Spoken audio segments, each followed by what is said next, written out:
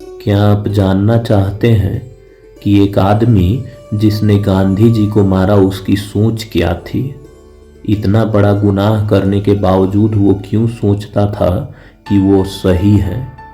अगर आप ये सब जानना चाहते हैं तो आने वाले कुछ मिनटों तक हमारे यात्रा में जुड़े रहें।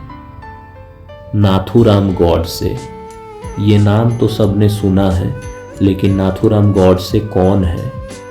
वो क्या वजह थी जिससे वो गांधी जी जैसे नेता को मार दिए? उसके रिलीजियस और पॉलिटिकल व्यूज क्या थे? क्या कभी गॉडसे को अपने किए का पछतावा हुआ? आपके मन में ये सारे सवाल उठे होंगे, तो आइए हम बताते हैं इन सारे सवालों के जवाब आपको।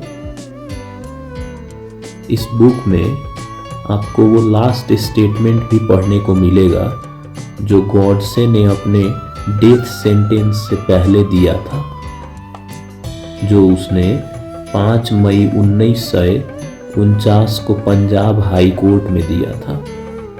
30 जनवरी 1948 में गॉडसे ने गांधी को गोली मार दी थी और इसके अगले ही साल फरवरी में उसका कोर्ट ट्रायल शुरू हो गया था।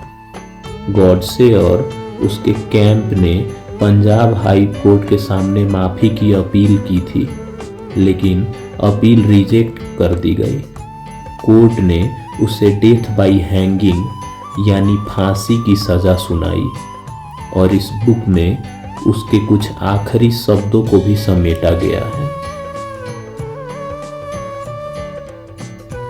मैंने गांधी को क्यों मारा? Why I killed Gandhi. मैं एक रिलीजियस ब्राह्मण फैमिली में पैदा हुआ था। बचपन से ही मुझे हिंदू धर्म और सनातन धर्म के इतिहास और कल्चर से सीख मिलती रही है, लेकिन मैं खुद को एक फ्री थिंकर मानता। हालांकि हिंदुइज्म में मेरा गहरा यकीन था। बड़े होने पर मैंने आरएसएस ज्वाइन किया और एंटी कास्ट मूवमेंट से जुड़ा। छुआछूत को खत्म करना चाहता था। मेरा मानना था कि हिंदुओं को जन्म के आधार पर नहीं बांटना चाहिए। मेरा मानना था कि सारे हिंदू इक्वल हैं, इसलिए आपस में कोई भेदभाव नहीं होना चाहिए। सबको इक्वल राइट और अपॉर्चुनिटी मिलनी चाहिए। कोई जात बड़ी या छोटी नहीं है। मैं एक एंटी कास्ट डिनर्स और मीटिंग्स अटेंड करता था। हर जाति के लोग इन मीटिंग में हिस्सा लेते थे। भंगी, चमार, वैश्य, क्षत्रिय, ब्राह्मण कास्ट के लोग एक साथ मिलकर खाना खाते थे। मैंने एंशिएंट और मॉडर्न इंडिया की हिस्ट्री पढ़ी थी। मैंने गोखले, तिलक, रावण, चाणक्य और विवेकानंद जैसी महान लोगों की किताबें भी पढ़ी हैं और मैंने अमेरिका, फ्रांस और इंग्लैंड का क्लासिकल लिटरेचर भी स्टडी किया है। मार्क्सिज्म और सोशलिज्म में भी मेरा इंटरेस्ट रहा है। इससे बढ़कर मुझे वीर सावरकर और गांधी जी की टेक्निक्स इंस्पायर करती है और मुझे लगता है इन दोनों लोगों में बीते 30 साल में मुझे और मेरे जैसे कई करोड़ों भारतीयों को काफ़ी हद तक इन्फ्लुएंस किया है। इनके आइडियाज़ हमारे देश के करोड़ों लोगों के दिलों और दिमागों में गहराई से बस चुके हैं।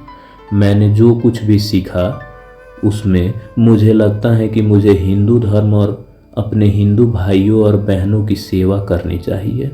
सब मिलकर 300 मिलियन हिंदू हैं। हम इस दुनिया के 1/5 आबादी में आते हैं और इसलिए मेरा मानना है कि सभी हिंदू लोगों की भलाई और हिफाजत के बारे में सोचना बहुत ज़रूरी है। मैंने खुद अपना जीवन हिंदू संगठन आइडियोलॉजी को ही समर्पित कर दिया है। मेरे एक ही लक्ष्य है और वो है अपने मदरलैंड, अपनी माँ भारती की आज़ादी को बचाए रखना। और मुझे लगता है इंसानियत को बचाने का यह एक बहुत ही सफल तरीका होगा। कांग्रेस पार्टी में 1920 में गांधी जी का दबदबा काफ़ी बढ़ गया था।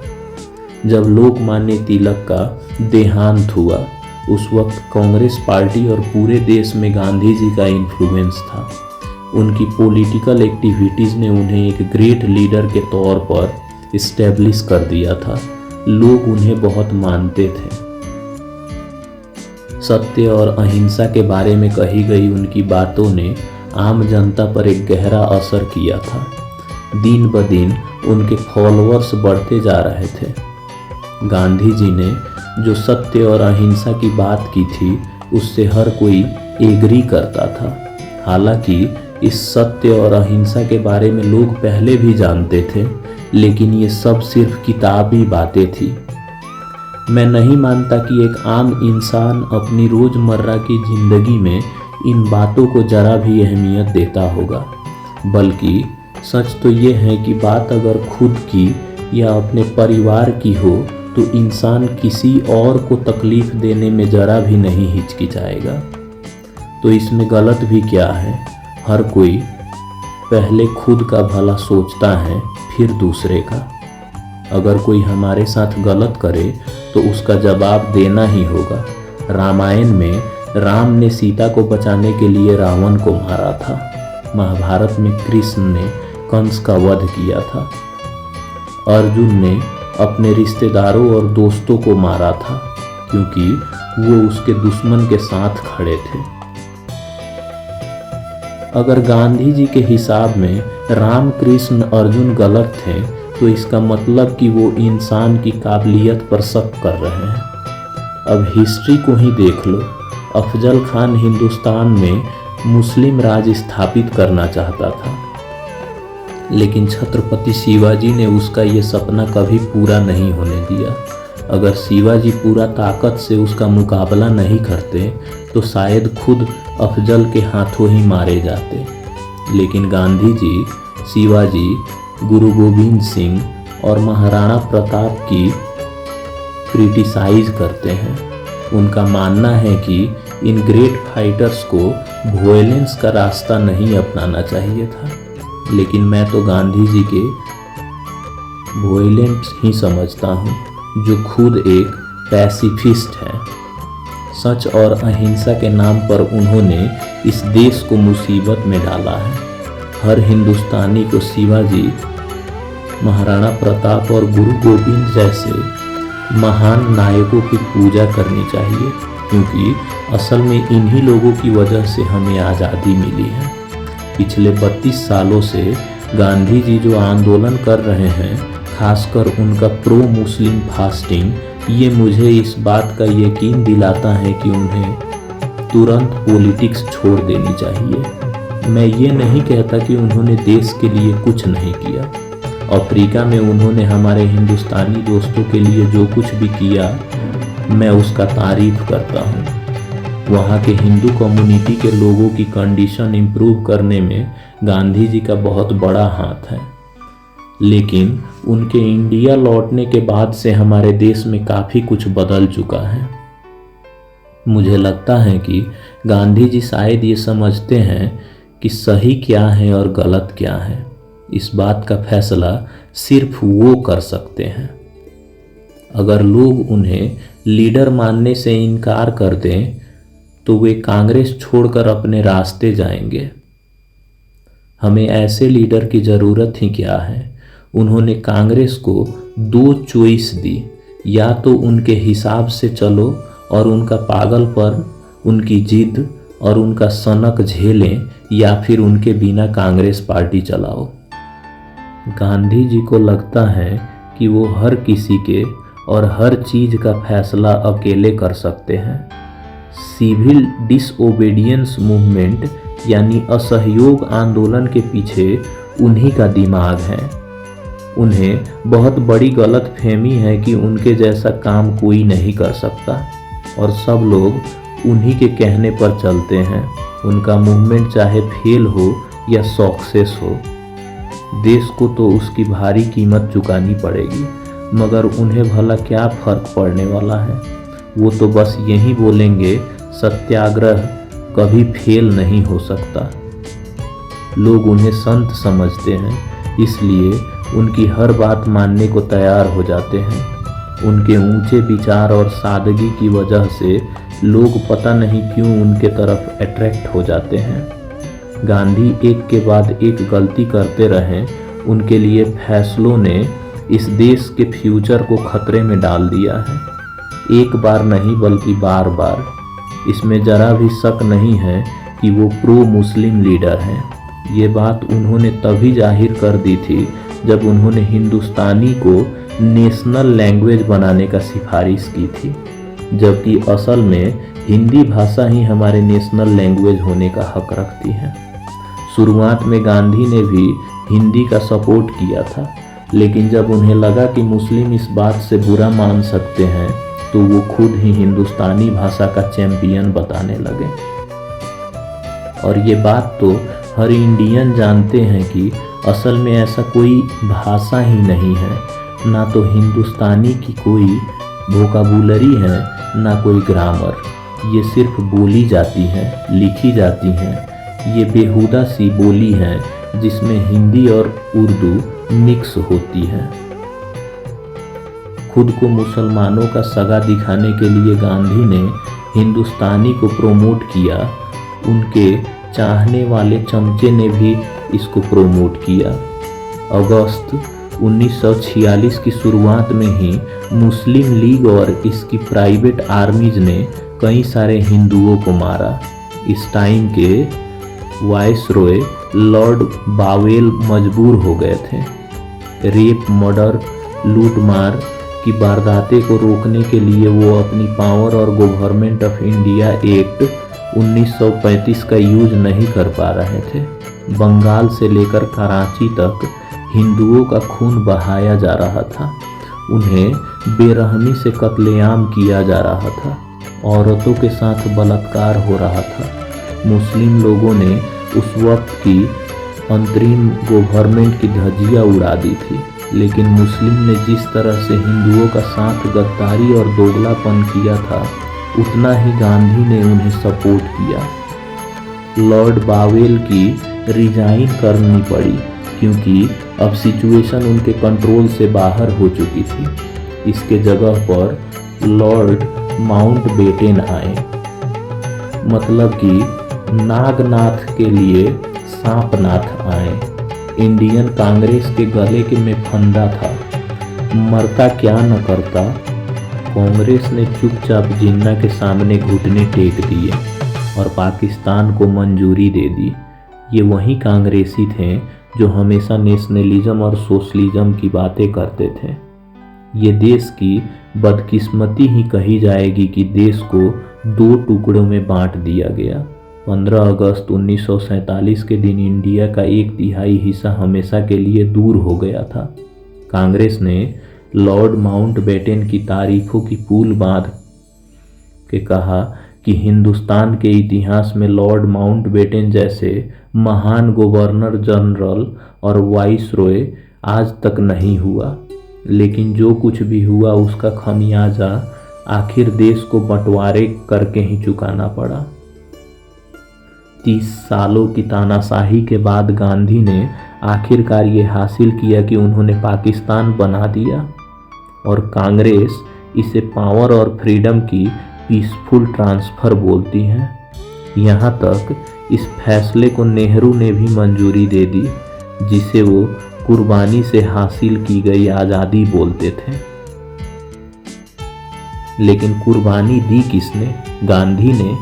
उस आदमी ने जिसे हम पूजते हैं, भगवान मानते हैं, उसी ने भारत के टुकड़े किए। और मेरे अंदर जो नफरत और गुस्से की आग उबल रही हैं, उसे मैं चाह कर भी रोक नहीं सकता। गांधी ने आमरण अनशन किया क्योंकि उसकी डिमांड थी कि हिंदू रिफ्यूजी दिल्ली की मस्जिदों को छोड़ दें। लेकिन जब पाकिस्तान में हिंदुओं पर अटैक हुआ तो गांधी ने एक शब्द नहीं बोला। तब क्यों उन्होंने पाकिस्तानी गवर्नमेंट का प्रोटेस्ट नहीं किया?